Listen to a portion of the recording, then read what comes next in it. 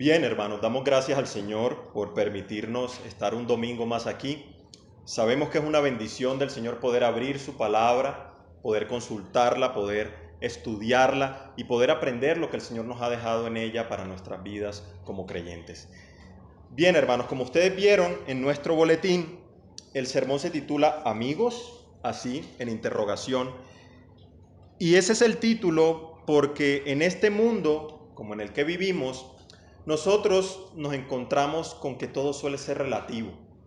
Es decir, todo depende de quien lo mira, de las creencias que tiene cada cual, que la realidad que a nosotros nos rodea también es subjetiva, es decir, depende de lo que yo crea o piense, y que al final somos nosotros, los seres humanos, los que definimos, ¿sí?, en última instancia, todo lo que ocurre. Es decir, casi que somos el centro de este universo. Claramente el hombre pecador ha querido sacar a Dios del panorama, y no solo a Dios, sino todo lo que Él ha establecido. Y creo que eso podemos verlo lamentablemente en nuestra vida cotidiana. Ahora, los cristianos vivimos, hermanos, en este mundo caído, e incluso nuestras relaciones interpersonales se ven afectadas por el pecado y por ese modo de pensar que yo les acabo de describir. Por estos días tuvimos aquí en Colombia en general la celebración de un día que se celebra anualmente, ¿sí?, y que es muy famoso, el Día del Amor y la Amistad. ¿Les suena? Nosotros lo tuvimos y hubo regalos, hubo cenas, unos lo celebraron antes, otros lo celebrarán después, hubo celebración, hubo reuniones familiares, etc. Pero, por ejemplo, en ese fin de semana en Bogotá, nada más en Bogotá, hubo más de 4.000 peleas y 9 homicidios. ¿No suena eso como contradictorio? Estamos hablando del amor y la amistad. Si nosotros hiciéramos una encuesta de qué cree la gente que es la amistad, obtendríamos tantas respuestas como gente. Es decir, a cada cual cuando usted le pregunta le dará un concepto distinto de qué es eso de la amistad. Ahora, ¿no nos ha dejado el Señor a nosotros una guía para saber acerca de ese tema de la amistad? ¿Será que existe algo así como la amistad verdadera? ¿Será que el mundo con sus conceptos tiene la razón y más bien nosotros como que hemos estado un poco equivocados o anticuados o pensando las cosas como no son? ¿A quién podría considerar usted como su mejor amigo? Mejor dicho, ¿hay algún propósito primordial en este asunto de la amistad? De eso es lo que quiero hablar hoy.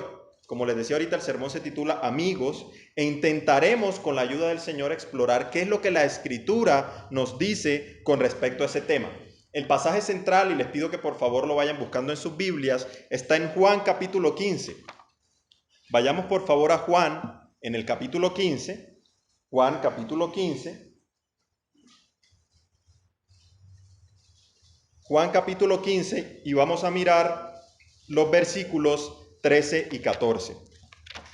Juan capítulo 15, versículos 13 y 14. Estamos todos ahí, dice la Escritura en Juan 15, 13 y 14. Lo acabamos de leer hace un ratico en nuestra lectura congregacional. Nadie tiene mayor amor que este, que uno ponga su vida por sus amigos. Vosotros sois mis amigos, dice el Señor Jesucristo, si hacéis lo que yo os mando. Fíjense lo que nos está diciendo el Señor aquí. El Señor dice que no hay mayor amor o un amor más grande que ese que Él ha descrito ahí. ¿Cuál es? Que uno ponga su vida por sus amigos. Pero ¿quién es capaz de hacer algo así? ¿A quién pertenece un amor tan grande como ese? Claramente, solo a nuestro Señor. Y ya eso nos debe empezar a decir bastante. ¿Por qué, hermanos? Porque no es una entrega de una vida cualquiera. Porque no es el Señor diciendo, yo pongo mi vida, ¿sí? Como le dice de pronto el amigo a la amiga, es que a la amiga yo daría la vida por ti. ¿Será eso lo que está diciendo el Señor? No. ¿Por qué? Porque es una muerte, la única y exclusiva muerte que puede dar vida. Y esa es la gran diferencia. La muerte o la entrega de la vida o el poner la vida del que está hablando el Señor aquí, es que Él dice, yo, porque soy el único que puede dar una muestra de amor tal, pongo mi vida por los que son mis amigos, no por cualquiera. Y eso teológicamente tiene unas grandes implicaciones. Yo no muero por cualquiera, yo pongo mi vida por los que son mis amigos, dice el Señor Jesús. Ahora, ¿qué afirma Cristo de sí mismo en Juan 10? Vamos por favor a Juan 10, unas paginitas más atrás. Juan capítulo 10. Y vamos a mirar en Juan capítulo 10, versículo 11, qué dice el Señor de sí mismo con respecto a este asunto de poner la vida por sus amigos. Dice el Señor en Juan 10, 11, yo soy el buen pastor su vida da por las ovejas. Yo soy el buen pastor su vida da por las ovejas. Eso quiere decir que por mucho que alguien diga que ama a otro, por mucho que alguien asegure que ama a una persona con todo su corazón, ese amor es defectuoso. Ese amor es defectuoso, ¿por qué? Porque el verdadero amor, como vemos en la Escritura, el amor perfecto es el del buen pastor por sus ovejas, que es capaz de poner su propia vida por delante para protegerlas. Eso es lo que nos está diciendo el Señor aquí en Juan 10. En efecto, si alguien dice que ama a otra persona con todo su corazón, déjeme decirle que está violando el mandamiento más grande de la ley. La ley dice, amarás al Señor tu Dios con todo tu corazón y con toda tu alma y con toda tu mente. ¿Qué quiere decir eso? Que ni mi amigo, ni mi novio o novia, ni mi esposa, ninguna de esas personas puede tener el lugar del Señor, hablando en términos específicos del amor que yo tengo. Está el Señor y luego del Señor todos los demás. Si yo pongo en un pedestal a alguien para decirles que tú eres la muestra máxima del amor, yo estoy violando un mandamiento. Porque el Señor me está diciendo, amarás al Señor tu Dios con todo tu corazón. Y todo, hermanos, aquí y en el original es todo. Todo tu corazón. Claramente nosotros no estamos diciendo que no podemos amar a alguien. Yo tengo que amar a mi esposa. Las esposas tienen que amar a sus maridos. La Biblia se los manda. Tienen que enseñar a sus hijos. Tienen que amarlos. Pero el primer lugar en nuestro corazón siempre debe ser el Señor. Y eso, hermanos, en un mundo como el nuestro, tiene unas grandes implicaciones, como les decía hace un momentico. Porque si yo le digo a alguien que no es más importante mi hija ni mi esposa, sino el Señor, alguien me va a decir, pero pastor, ¿está loco? Para mí primero son mis hijos, ni siquiera mi esposa, mis hijos. Pero la Biblia dice todo lo contrario. Eso quiere decir que ese estándar del mundo no es el estándar de Dios. Primer punto. Ahora, hermanos, si Cristo es el buen pastor, si Él es el que puede amar con total plenitud, ¿quiénes serán entonces el objeto de ese amor? Y nos lo dice ahí el versículo 13. Volvamos a mirar el versículo 13. El versículo 13 dice, nadie tiene mayor amor que este, que uno ponga su vida por sus amigos. Ellos son el receptáculo de ese amor. Los amigos de Cristo son los que reciben el beneficio de llamarse sus amigos.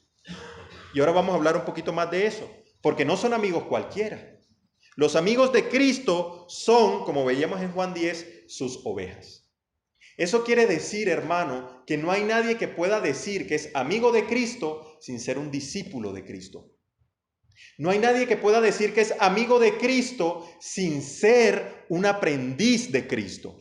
No hay nadie que pueda decir, hermanos, que es amigo de Cristo sin someterse a la voluntad de Cristo. Esa es una implicación, hermanos, que nosotros no podemos desestimar. Nosotros vemos que en el mundo se le llama amistad a cualquier cosa. Inclusive relaciones donde hay inmoralidad sexual. No, es que él es mi amigo, pero tenemos ahí como algunos derechos, como alguna cosa. Eso no lo enseña la Biblia. Y por lo demás, por esas cosas viene la ira de Dios sobre los hombres, dice la Escritura. Hermanos, las relaciones de amistad concebidas por fuera del marco de la Escritura se basan en el egocentrismo, se basan en la avaricia, se basan en el que yo me aprovecho del otro a ver qué es lo que puedo sacar. Pero ¿será eso lo que nos dice la Biblia al respecto? Cristo, hermanos, nos presenta un estándar santo y muy superior para nuestras amistades. Y eso es lo que quiero que exploremos con calma hoy a través de este mensaje. El amor de Cristo es un ejemplo de amor sacrificial.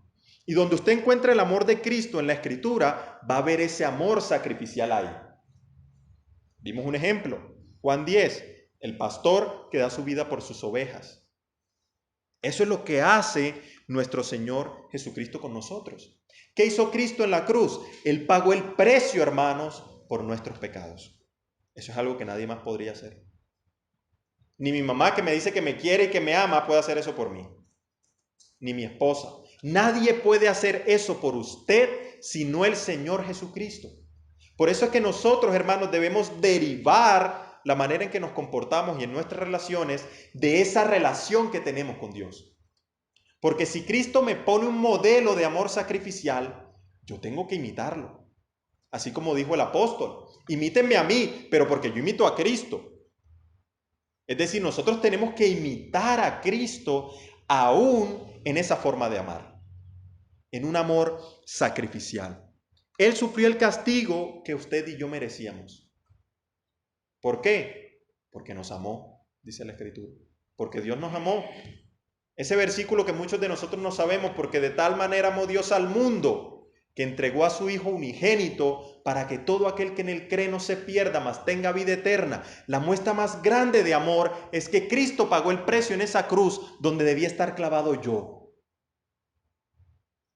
Hermano, si usted ve que una persona le dice a otra, es que yo te amo, es que tú eres para mí todo, es que el amor que yo te tengo no lo va a tener nadie jamás, miente. Miente. Porque nosotros somos un mero reflejo de ese amor sacrificial que Cristo tiene por nosotros. Porque Cristo, hermanos, no ha cambiado.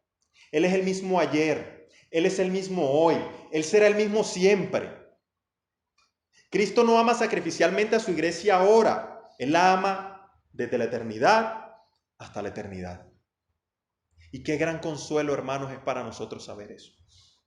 Que Cristo nos ama desde el primer día en que nosotros creímos genuinamente. Porque antes no. Decirle a alguien, Cristo te ama, cuando esa persona no se ha arrepentido, yo le estoy haciendo un daño.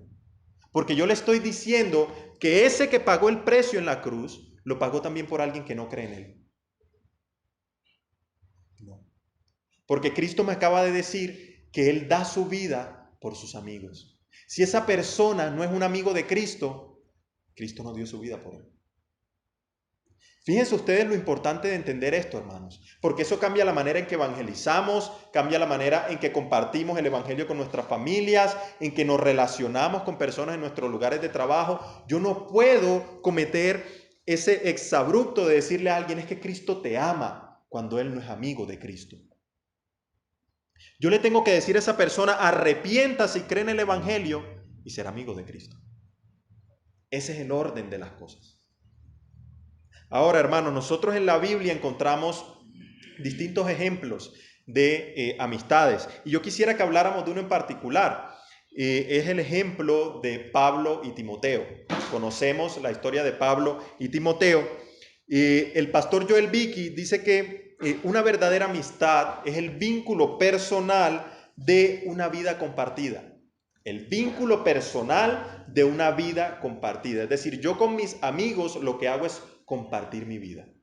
Es lo que diría el pastor Joel Vicky. Ahora, eso precisamente es lo que vemos en el caso de Pablo y Timoteo. En esa amistad de Pablo y Timoteo se comparten pensamientos, se comparten sentimientos íntimos, pero hay tres elementos fundamentales que me gustaría que viéramos en este caso. Y los vamos a encontrar en Filipenses capítulo 2. Vamos todos, por favor, a Filipenses capítulo 2. Filipenses capítulo 2. Y en Filipenses capítulo 2 vamos a mirar los versículos 19 al 22. Filipenses capítulo 2, versículos del 19 al 22. Dice la Escritura, que hay un subtítulo que dice Timoteo, y Epafrodito. Filipenses capítulo 2, versículos 19 al 22. Espero en el Señor Jesús enviaros pronto a Timoteo, para que yo también esté de buen ánimo al saber de vuestro estado, es decir, para informarme de cómo están ustedes, dice el apóstol. Pues a ninguno tengo del mismo ánimo y que tan sinceramente se interese por vosotros, porque todos buscan lo suyo propio, no lo que es de Cristo Jesús. Pero ya conocéis los méritos de él, dice el apóstol, que como hijo a padre ha servido conmigo en el evangelio. Es decir, Timoteo para el apóstol Pablo era como un hijo. Y él se consideraba algo así como su padre. Es lo que nos está diciendo la escritura aquí. Fíjense que Timoteo fue enseñado por el apóstol y era una persona de su entera confianza. Tan así que el apóstol dice, voy a enviarles a Timoteo para que él me traiga noticias suyas. Es decir, él está confiando en el informe que Timoteo le va a dar de estos hermanos, número uno.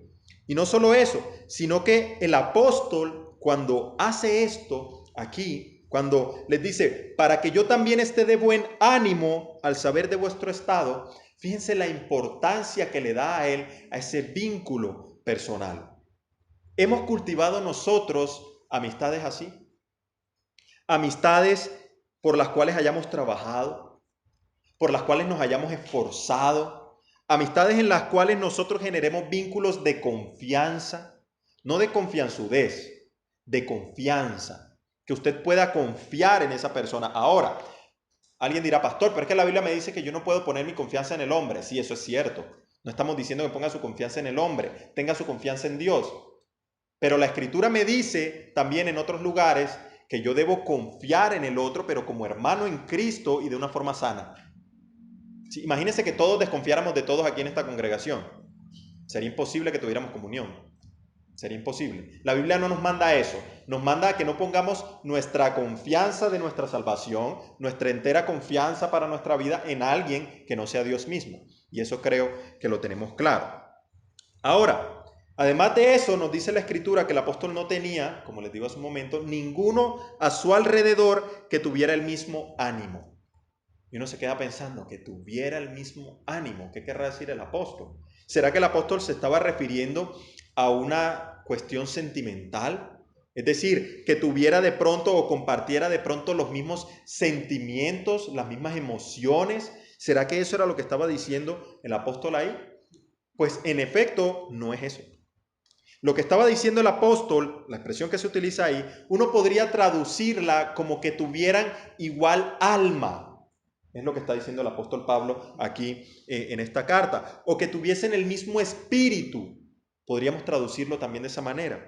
Y a lo que se refiere entonces es que desde esta perspectiva nosotros estamos enfocados en lo mismo, que nos dirigimos hacia el mismo lugar, que ese vínculo relacional que yo tengo nos va llevando a los dos por un mismo camino.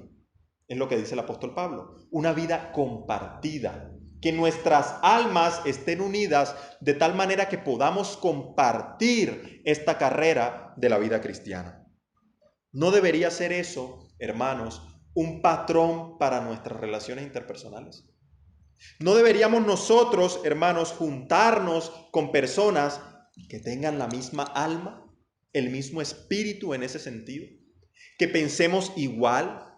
Claramente tendremos nuestras diferencias, pero que en las cosas importantes vayamos hacia el mismo lado. La Biblia, eso es lo que nos está mostrando en el ejemplo de Pablo y Timoteo. Ellos eran de un mismo sentir en el Señor. Iban hacia el mismo lugar. Timoteo, en efecto, compartió con el apóstol Pablo no solo conocimiento, sino también cuestiones prácticas. Es decir, cuestiones de la vida cotidiana. Porque tener ese mismo ánimo implica que esas relaciones que están basadas en la palabra de Dios, que están basadas en la que Dios nos manda, en lo que Dios nos manda, nos permiten actuar al unísono, es decir, al mismo tiempo, de la misma forma, ¿sí? Como hermanos en la fe. ¿Les suena eso? Porque muchas veces no pasa así. Muchas veces nos vemos tentados a tener amistades que nosotros sabemos que no van por buen camino. Porque la misma Biblia nos dice acerca de esa práctica. Las malas conversaciones corrompen las buenas costumbres. Si yo sé que con esa persona que tengo al lado, si no aquí, en otro lugar, con esa persona que tengo al lado, yo voy por donde no es, yo tengo que ser sabio. Y yo tengo que reconocer que esa amistad me corrompe. Y no porque yo sea bueno y sea perfecto y diga, no, es que yo soy el más inmaculado y este señor me está corrompiendo. No. Es que lo que pasa es que sale a flote también su propio pecado con el pecado del otro. Y entonces usted se comienza a reír de los chistes que no debería. Así de simple. Y comienza a tener las conversaciones que no debería tener. Y comienza a pensar en cosas en las que no debería estar pensando. Las malas conversaciones corrompen las buenas costumbres. Eso es lo que nos dice la Biblia acerca de la amistad. Y eso va tanto para los jóvenes que están aquí sentados como para los mayores. Yo no voy a decir en cuál estoy, pero aplica para todos. Aplica para todos, tanto para los más jóvenes como para los mayores. Las malas conversaciones corrompen las buenas costumbres. ¿Por qué? Porque uno cree que llega un momento en donde dice, no, ya, yo estoy como por encima de eso. Ya yo tengo discernimiento, ya yo sé de qué hablo, de qué no hablo. Ya yo cuando me siento tentado por eso, simplemente le digo, Señor, esto no es cristiano. Hermano, usted también puede caer. La misma escritura nos dice que el que esté firme, cuide que no caiga. Cuando uno está más confiado, hermanos, con esa mala confianza de la que yo hablaba ahorita, usted se puede caer y puede tener amistades o que no convienen por el mismo hecho de la amistad o porque esa amistad lo puede llevar a otras cosas. Lo que estamos viendo aquí en el ejemplo del apóstol Pablo es que el apóstol Pablo confiaba sanamente en Timoteo y dice, él tiene un alma como la mía. Porque había un proceso allí de conocimiento mutuo. Era lo que estaba pasando entre Pablo y Timoteo. Por último, en ese pasaje nosotros vemos cómo hay un patrón de servicio y de entrega en esa amistad. Pablo no se estaba enseñoreando de Timoteo. Timoteo tampoco estaba con Pablo para volverse famoso. Tampoco estaba buscando el reconocimiento, es decir, es que yo soy como el hijo del apóstol. Eso no era lo que estaba haciendo Timoteo. Todo lo contrario. Lo que estaba haciendo el apóstol Pablo con Timoteo era disciplinándolo en la vida cristiana. Y le da esa confianza para que él ejercite lo que ha aprendido.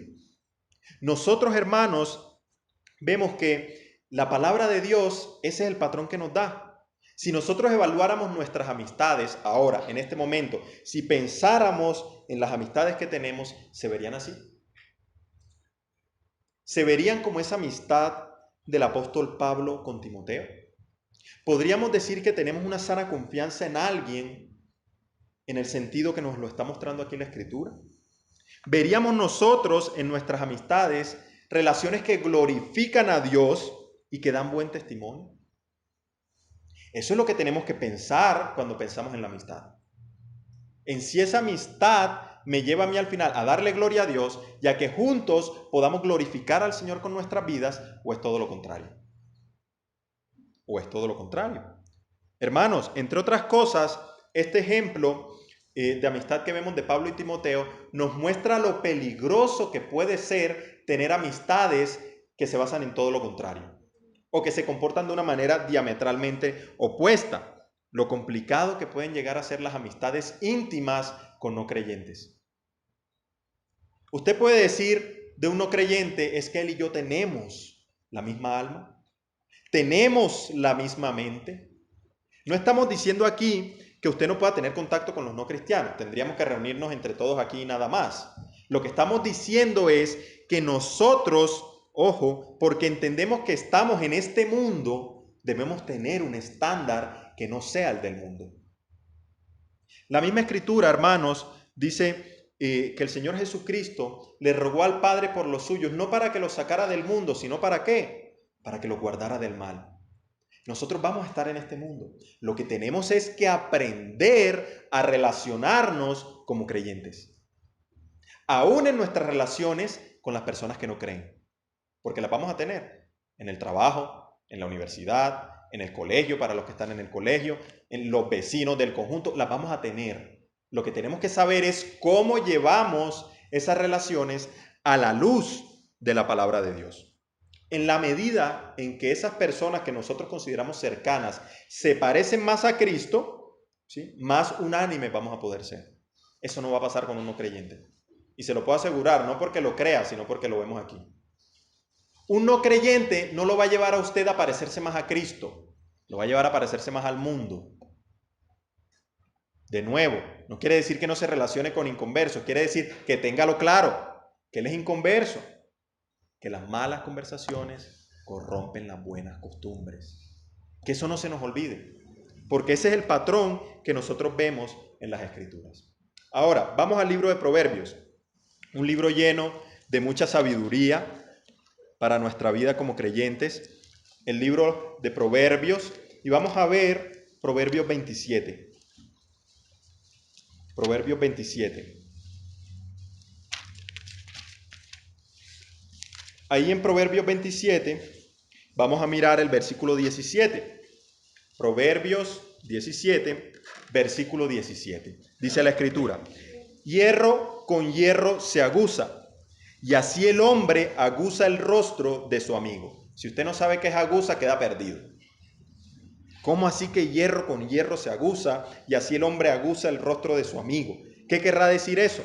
Otra versión de la Biblia dice: el hierro con hierro se afila y un hombre aguza a otro o el rostro de su amigo, o afila el rostro de su amigo. ¿Qué es lo que nos está diciendo la Escritura aquí, hermanos? Que un amigo verdadero es un instrumento de Dios para limar nuestras asperezas.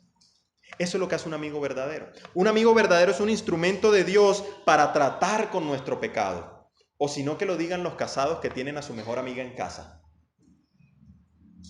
¿No hacen eso las esposas? Esposas, ¿no hacen eso los maridos? ¿No trata Dios con nosotros a través de nuestro cónyuge? Claro que sí. Claro que sí. Y eso es una bendición. Para el mundo, que alguien le señale un pecado, es mejor dicho, se acabó. Hasta aquí llegamos.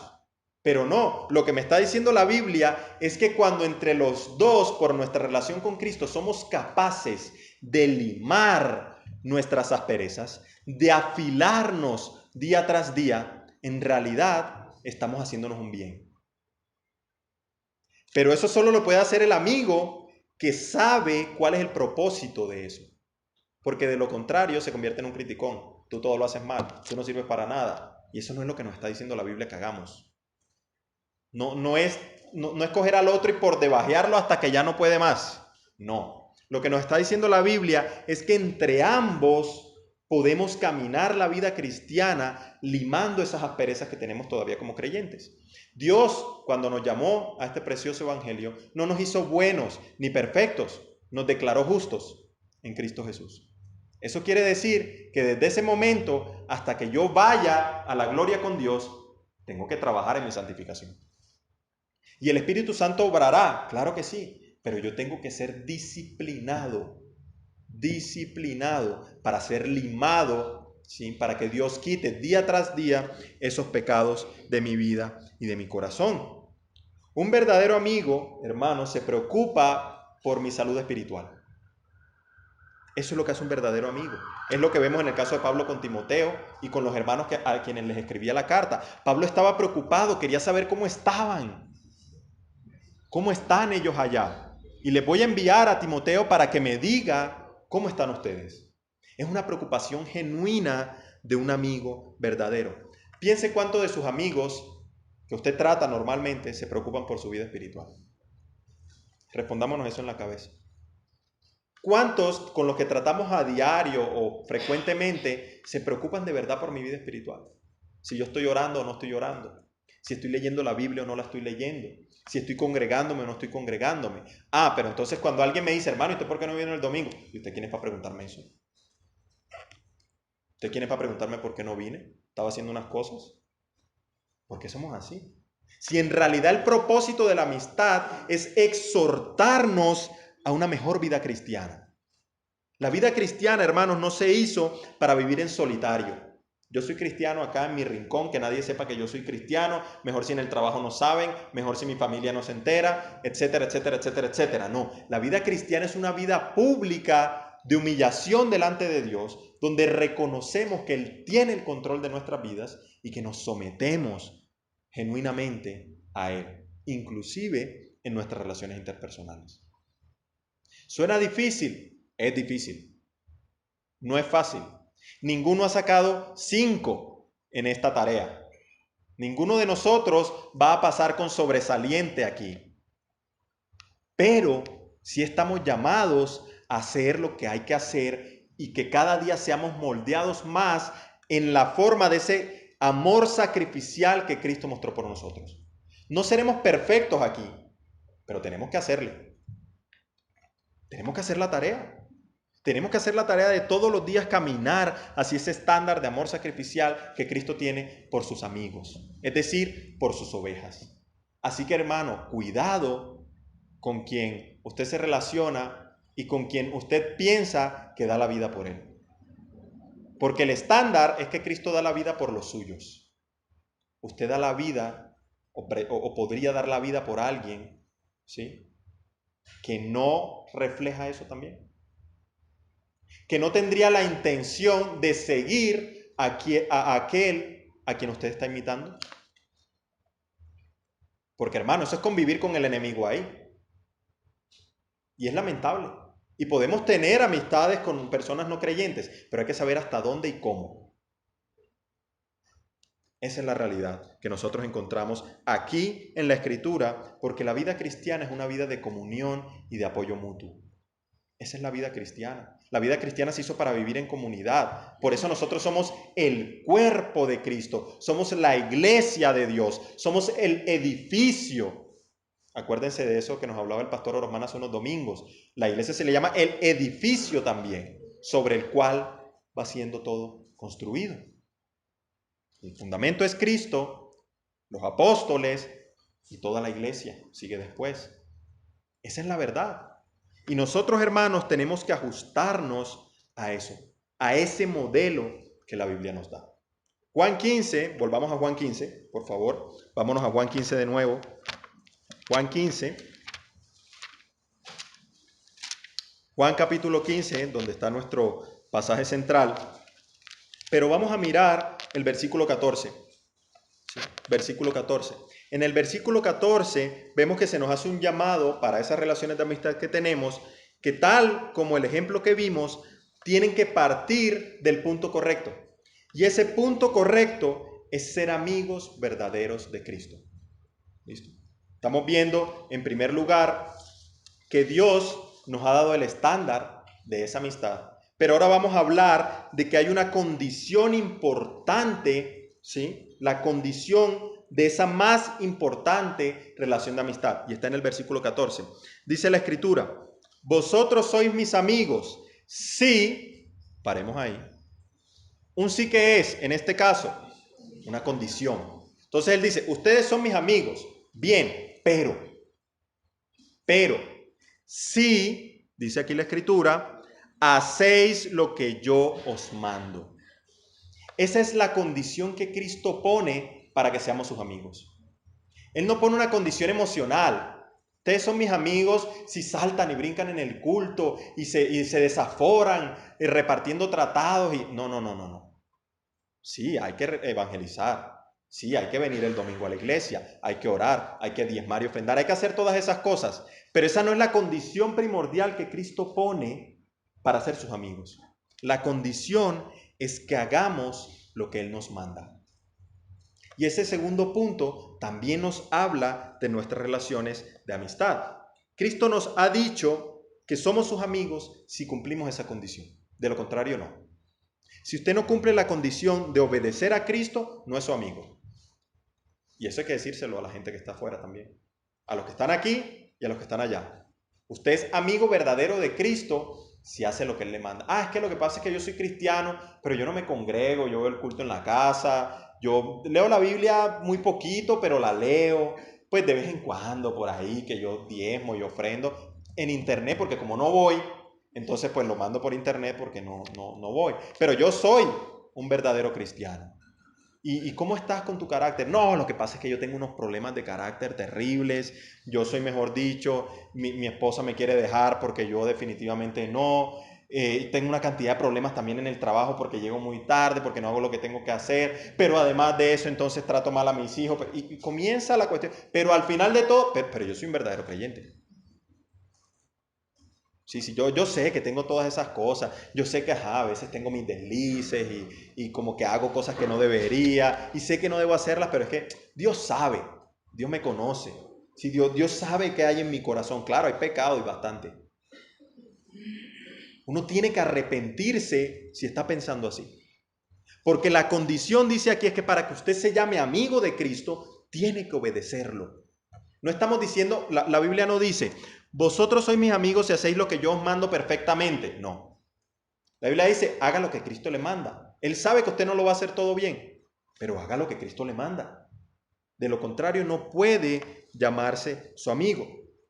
Hermanos, el verdadero amigo de Cristo ansía, pero así, ansía, tiene el ferviente deseo de hacer lo que Cristo le manda.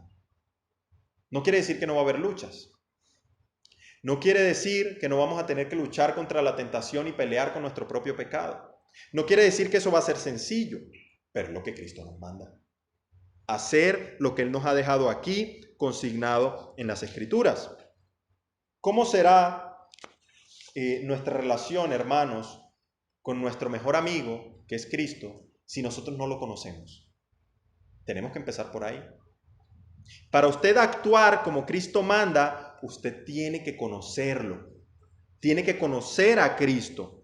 Y además de eso, usted tiene que tener humildad para que podamos reconocer cuál es nuestro lugar frente a nuestro mejor amigo. Y eso, hermanos, para muchos de nosotros puede ser difícil en algún punto. Porque la relación de amistad que tenemos con Cristo es una amistad de relación, es una amistad que va en sentido vertical, no es una amistad horizontal. O sea, Cristo, claro, es igual que yo en el sentido de que Él es hombre también, me comprende, pero eso no quiere decir que Él sea como yo. Porque la Biblia me dice que Él fue tentado en todo y no pecó. Y no solo eso, sino que Él es el Verbo que se encarnó y vino a este mundo y habitó con nosotros. Él es Dios mismo. Así que cuando yo trato a Cristo de una manera distinta, que no es Dios, estoy faltando a esa verdadera amistad. Para yo tener una amistad correcta con el Señor, tengo que reconocer que Él es superior a mí. Tengo que reconocerlo. Yo tengo que saber que Él es el que manda y yo soy el que obedezco. Pero es que Jesús es mi amigo, Él me entiende, Él sabe, Jesús está... Sí, pero Él es Dios. Él no es el man, no es su llave, Él es Dios. Cuando la Trinidad creó el universo, Cristo estaba ahí. Un solo Dios, 3 personas, Cristo estaba ahí. Cuando cayó fuego sobre Sodoma y Gomorra, Cristo estaba ahí. Cuando ocurrió el diluvio, Cristo estaba ahí. Cuando ocurrió el éxodo del pueblo, Cristo estaba ahí. Cuando pasó el ángel por la casa de la gente en Egipto y mató a todos los primogénitos, Cristo estaba ahí. Ese Cristo es el que yo llamo mi amigo. Eso debería darnos un indicio de cómo debo yo tratar con Cristo. No puedo tratarlo de una manera irreverente. Esa relación de amistad es una amistad que implica que al mismo tiempo nosotros tenemos una sujeción a Él. No es una amistad como cualquiera. Vayamos a Efesios capítulo 2. Efesios capítulo 2. Efesios capítulo 2. Efesios capítulo 2. Y vamos a mirar el versículo 10. Efesios capítulo 2, versículo 10. Dice la Escritura, porque somos hechura suya, creados en Cristo Jesús, ¿para qué? Para buenas obras, las cuales Dios preparó de antemano para que anduviésemos en ellas. Somos hechura suya, hechura de Dios, creados en Cristo Jesús para buenas obras. Somos creados en Él para esas buenas obras. Nosotros no podemos olvidar, hermanos, que nosotros vivimos y somos por Cristo. Eso implica que toda nuestra existencia debe estar subyugada al Señor, incluyendo nuevamente nuestras relaciones interpersonales. Porque parece que a la gente se le olvida, ¿no? Como que cuando estoy hablando por WhatsApp, puedo ser una persona, como nos enseñaba el hermano Harold, ¿sí? Cuando decía el pastor Harold, es que hay personas que en redes sociales comparten un montón de cosas, pero usted lo ve el domingo, hermano, y eso, mejor dicho, eso no matan una mosca. Pero usted ve lo que mandan por WhatsApp y uno dice, no puede ser. No puede ser que este hermano esté hablando estas cosas. No puede ser que este hermano tenga esas amistades si es un verdadero creyente. No puede ser que este hermano ande en esas cosas siendo un verdadero cristiano. Hermanos, nuestro testimonio es un testimonio de toda nuestra vida, no solo de una parte. Y ahí entran esas amistades que nosotros tenemos. Todo eso, hermanos, nos lleva a que esta obediencia que tenemos que tener a Cristo es una obediencia gozosa. Porque alguien puede decir, pastor, pero es que eso de que yo soy amigo si lo obedezco, eso me suena como medio legalista, pastor. O sea, ¿cómo así que yo soy amigo de Cristo si cumplo lo que Él me manda? Sí, es que eso es lo que Él dice. Porque aunque estamos bajo la gracia, no desechamos la ley. Porque los principios de la ley siguen estando ahí. Los mandamientos divinos siguen estando ahí. Usted los tiene que cumplir. Entonces, cuando nosotros pensemos, hermanos, en este asunto de las amistades, tenemos que recordar que ese estándar divino reconoce que nosotros somos pecadores. Es decir, Dios no nos pide que tengamos unas amistades siguiendo este modelo, sabiendo que nunca vamos a poder siquiera avanzar un poquito en eso. No, Él nos lo pide porque sabe que podemos. En este caso, Dios nos pide que tengamos unas amistades parecidas a esa amistad que Cristo tiene con nosotros, porque sabe que día tras día vamos a movernos hacia allá si hacemos lo que Él nos manda, que esa es la condición, hermano. O sea, uno no puede pretender que su vida cristiana se vea impactada por la palabra de Dios si yo no obedezco lo que dice la palabra de Dios. Eso no llega como que me acosté anoche y me puse la Biblia así al lado de la almohada y entonces al día siguiente amanecí más santo. No, tiene que leerla y tiene que ponerla en práctica. Y esa es la bendición y el deleite del creyente, hermanos. Nosotros deberíamos estar buscando a ver qué espacio tengo en el día para ponerme a leer la Biblia. Y a veces no lo hacemos. Y entonces, ¿cómo queremos, hermanos, comportarnos como verdaderos creyentes en ciertas situaciones si no nos exponemos a este cuerpo de doctrina que está en la Escritura y que nos ayuda a eso? Tenemos que hacerlo. Y no solo por obligación, sino porque por gracia somos salvos. Y esto no es de nosotros. Esa fe viene como don de Dios, que lo hablábamos ahorita esta mañana en Fundamentos. Es eso, hermanos. Es una bendición para el creyente llamarse amigo de Cristo, obedecer a Cristo. Es una obediencia que a nosotros nos causa gozo en el corazón. ¿O no causa gozo, hermanos, si uno es un verdadero creyente, vencer una tentación? Cuando usted vence una tentación, uno dice, Señor, gracias, porque tú me ayudaste. Gracias, Señor, porque por tu Espíritu Santo yo pude correr de esa tentación. Gracias, Señor, porque tú me diste la claridad mental para entender que mi trato con esta persona llega hasta aquí. Señor, gracias porque tú me permitiste comprender que esta persona que yo tengo enfrente necesita de ti y que mi amistad debe servir para eso. Es una bendición del Señor. Y debe ser de verdad, hermanos, un gozo para nosotros obedecer a Cristo. Si la obediencia a Cristo es un yugo pesado, tenemos que preocuparnos. Porque ¿qué dice el Señor Jesucristo de su yugo? ¿Qué es cómo? Ligero. Yugo pesado el del mundo. Ese sí es un yugo pesado. Es un yugo que no podemos compartir. Es un yugo que nos toca cargar a nosotros, que nos toca arrastrar a nosotros. Y hasta que no llegamos a los pies del Señor Jesucristo, esas cosas no pueden ser renovadas y restauradas y cambiadas. Es solo por el poder de la palabra. Única y exclusivamente. Ahora, un tercer punto, hermanos. Un tercer punto. Cristo convierte enemigos de Dios en amigos de Dios. Y eso es lo que hace el Señor. Nuestras amistades, hermanos, deberían reflejar en oración, en compañerismo, en comunión, que hemos sido llevados de una enemistad con Dios a una amistad con Él. Eso es lo que debemos reflejar nosotros, porque entre más servimos a Cristo y más nos deleitamos en esa libertad que Él nos ha dado, pues mejor vamos a mostrar que somos amigos de Cristo. Es solo ejercitando esa fe que podemos evidenciarlo. Una amistad, hermanos, íntima con Dios es el resultado, como les digo, de haber pasado de muerte a vida. El que no está con Cristo y no es su amigo está muerto espiritualmente. El que está con Cristo tiene vida y la tiene en abundancia, dice la Escritura. Qué consuelo para nosotros, hermanos. Que la amistad con Dios me haya traído esa paz que el mundo no me puede dar. El mundo no puede hacer eso por mí, pero la amistad con Cristo sí. Y eso es una preciosa verdad del Evangelio. Ahora, leamos lo que tiene que decir 2 Corintios 5. Segunda carta a los Corintios, capítulo 5. Segunda carta a los Corintios, capítulo 5. Segunda carta a los Corintios, capítulo 5, versículo 17 dice: de modo que si alguno está en Cristo, nueva criatura es.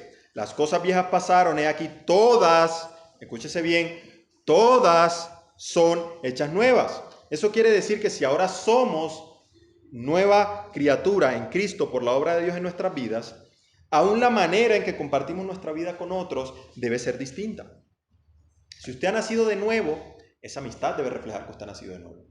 Sus conversaciones deben reflejar que ha nacido de nuevo. Su manera de comportarse debe reflejar que usted ha nacido de nuevo. Que esa persona lo mire y diga, este tiene como algo raro. Como que no sé qué es, pero como que tiene algo extraño. Y yo creo que a algunos de nosotros nos ha pasado. Y le han preguntado, oye, ¿y tú por qué siempre andas como, sí, claro, como que te veo a veces como con dificultades y tal, pero tú parece que como que vas para adelante con todas esas cosas? Es el Señor, no es otra cosa. No es otra cosa, hermanos. Por eso, nuestras relaciones personales deben ser un espacio donde se evidencie no solo que somos creyentes y ya, sino que tenemos una perspectiva de la vida que es cristiana también. No podemos ser ateos prácticos en la vida cotidiana y en el cuarto haya oración y lectura de la palabra y tal. No, la vida cristiana es para vivirla dentro y fuera de mi casa, aquí, en el trabajo, en todas partes. Nosotros vemos más adelante, en los versículos 18 y 19 de 2 a los Corintios, donde estamos ahí, capítulo 5, que dice: y todo esto proviene de Dios, quien nos reconcilió consigo mismo por Cristo y nos dio el ministerio de la reconciliación. Que Dios estaba en Cristo reconciliando consigo al mundo, no tomándoles en cuenta a los hombres sus pecados, y nos encargó a nosotros la palabra de reconciliación. Ahí hay dos cosas importantes, hermanos, y con esto vamos cerrando nuestro sermón. Primero, que Dios mismo ha tomado la iniciativa de restaurar nuestra amistad con Él. Él fue el que nos buscó y el que dijo, usted es mi enemigo, pero yo lo voy a hacer mi amigo, dice el Señor. Él fue el que hizo eso por nosotros. No era un movimiento de nosotros hacia Él, era lo contrario, lo que nos dice aquí la Escritura. Eso es lo que nosotros vemos. Antes éramos enemigos y estábamos apartados de Él, pero un buen día, hermanos, un buen día el Señor nos llamó a su redil. Qué glorioso ese día en que el Señor nos hizo sus amigos. Qué glorioso ese día, hermanos. Nuestra relación con Dios estaba rota a causa del pecado. Era la consecuencia de nuestra maldad. Estábamos en una vida desordenada, en una vida vacía, en una vida sin sentido. Estábamos sin esperanza y sin Dios en el mundo, como dice Efesios 2. Esa era nuestra vida. Estábamos alejados de Dios, pero no solo eso, sino que entonces al reconciliarnos con Él, como dice el versículo 19 que acabamos de leer, Dios estaba también encargándonos un mensaje. Dios dice, yo les doy la reconciliación conmigo, ese es un don que yo les voy a dar, pero no solo eso, sino que les encargo que ustedes prediquen ese mensaje de la reconciliación a otros. Esa es la tarea que Dios nos da. Y ahora alguien se puede preguntar, pastor, sí, mensaje de la reconciliación, pero ¿y cuál es ese mensaje? ¿Cuál es el mensaje que yo tengo que compartir con mis amistades ese mensaje de la reconciliación? ¿Qué les digo de eso? ¿Qué hago yo ahí? Pues hermano, que Cristo es el Cordero de Dios que quita el pecado del mundo. Ese es el mensaje que reconcilia al hombre con Dios. Que Cristo es el Cordero de Dios que quita el pecado del mundo y que todo el que cree genuinamente en Él será salvo. Ese es el mensaje que reconcilia al hombre con Dios. Porque cuando alguien cree ese mensaje, dice la Escritura, así como Abraham, le es contado por justicia. Hoy, mañana, pasado, va a seguir siendo exactamente igual. Todo aquel que cree en Cristo le es contado por justicia y es hecho amigo de Dios. No es que yo me convierto al Señor y después por allá a los 5, 10, 15, 20 años me convierto en amigo de Cristo. No, eso es automático. Porque es lo que me dice aquí la Escritura. Que Él da su vida por sus ovejas. Esas ovejas son sus amigos. Eso quiere decir que desde el día en que alguien se convierte es amigo de Cristo. Y está obligado, como está obligado el que no cree, a hacer lo que Cristo le manda. Hermanos, es un estándar bastante alto de amistad. Si nosotros medimos nuestras amistades por eso, todas caen por debajo. Es lamentable. Pero eso no quiere decir que debamos abandonar la tarea. No debemos abandonar esa tarea, hermanos. Primera de Pedro, capítulo 3. Primera de Pedro, capítulo 3. Hacia el final de nuestras Sagradas Escrituras.